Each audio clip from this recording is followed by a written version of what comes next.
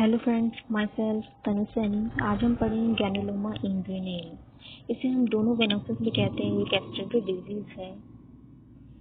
तो हम यहाँ पे देखते हैं डेफिनेशन। ये एक सेक्सुअल ट्रांसमिटेड डिसऑर्डर है जो बैक्टीरिया से होता है, क्लेब्सियला ग्रैनुलोमेटस, जो कि जिसमें जेनाइटल रीजन्स में अल्सरेटिव ग्रैनुलेशंस होते हैं धीरे धीरे। इसे दोनों वेनोसिस इसलिए कहते हैं क्योंकि इसमें दोनों वेन बॉडीज होती हैं। जो लेसन्स है उसके एज पर अगर हम स्टेपिंग करते हैं तो ये बॉडीज मिलती हैं। इसे हम कैलाइन मैक्टोबैक्टीरियम ग्रैनुलोमेटिस या दोनों वेनिया ग्रैनुलोमेटिस भी कहते हैं। इसमें एजेंट जो होता है वो क्लेब्सियला ग्रैनुलोमेटिस होता है, जो ग्राम नेगेटिव बैक्टीरिया होता है। और इंक्यूबेशन पीरियड जो होता है इसमें 8 वीक to 12 वीक होता है। ट्रांसमिशन क्या है? सेक्सुअल कॉन्टेक्ट से मेनली होता है। ये ह्यूमन फीकस से भी कॉन्टेक्ट में मतलब उससे भी स्प्रेड होता है।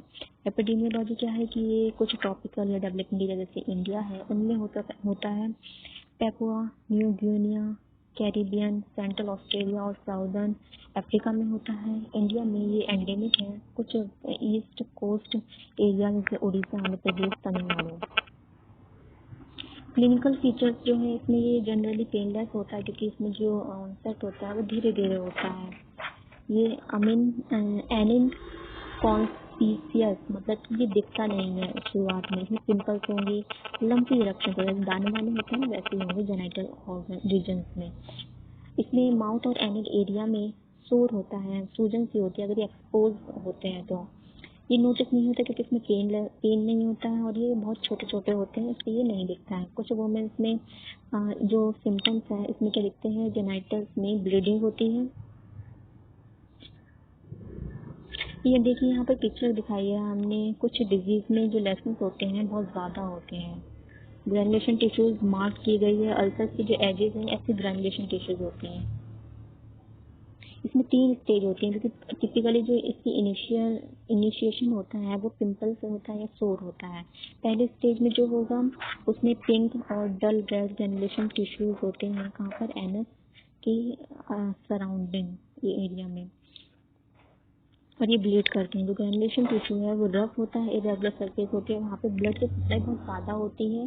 सेकंड स्टेज जो होती है इसमें जो स्किन है वहाँ से बैक्टीरिया इरोड होते हैं मतलब निकलते हैं और ये एक पतली सी बहुत गंदी स्मेलिंग जो होती है वैसे अल्सर्स बनते हैं। वो स्प्रेड होते हैं जेनाइटल और एनल एरिया से कहाँ की तरह?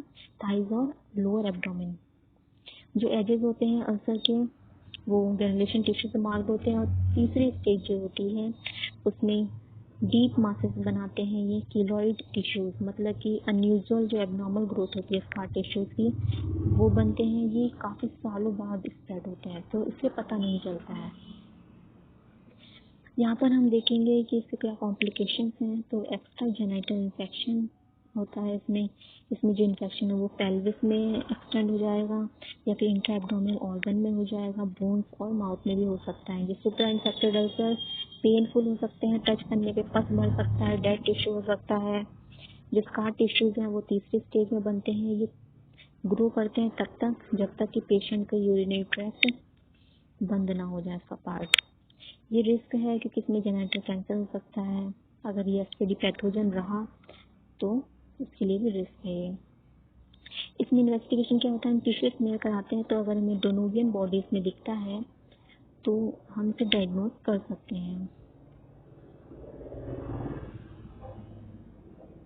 मैनेजमेंट क्या है? इसमें हम ओरल एंटीबायोटिक लेते हैं 3 सप्ताह तक या जब तक ये हील ना हो जाए लेसन्स। इसमें पहले एजिथ्रोमाइसिन 1 ग्राम ओरली हम पर वीक दे सकते हैं या 500 mg डेली दे सकते हैं। डॉक्सीसाइक्लिन 100 mg दे सकते हैं दिन में 2 बार। सिप्रोफ्लॉक्सासिन 750 mg देते हैं दिन में 2 बार। एरिथ्रोमाइसिन 500 mg देते हैं 4 बार।